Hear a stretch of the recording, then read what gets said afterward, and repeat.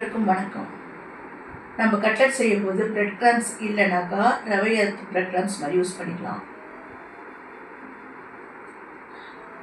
கருவேப்பிலை அதிக நாள் வாடாமல் இருக்கிறதுக்கு அலுமினிய பாத்திரத்தில் ஸ்டோர் பண்ணி வச்சிங்கனாக்கா 10 நாள் வரைக்கும் வாடாமல் இருக்கும்.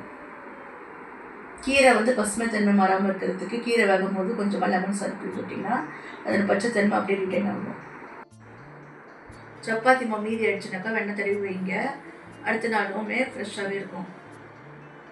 ரேஷன் அரிசியில் இட்லி செய்யக்குள்ள 100% மாவு அரைக்காதீங்க, 80% மட்டும் அரைங்க. அப்போ பிசு தன்மை இல்லாமல் இருக்கும். உப்பு ஜாடியில் சோள மாவு கலந்து வச்சிங்கன்னா உப்பு தண்ணி விடாது.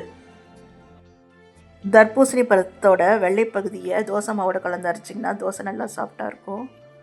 இல்லைன்னா வெங்காயம், காஞ்ச மிளகாய், தக்காளி போட்டு சட்னி மாதிரி அரைச்சி இட்லி தோசைக்கு நல்லா தொட்டு சாப்பிட்லாம். ரொம்ப டேஸ்ட்டாக இருக்கும். கீரை பசுமை தன்மை மாறாமல் இருக்கணும்னாக்கா கீரை வேகும் போது லெமன் சாறு கொஞ்சம் ஊற்றிட்டு வேக வைங்க. பச்சை தன்மை அப்படியே இருக்கும்.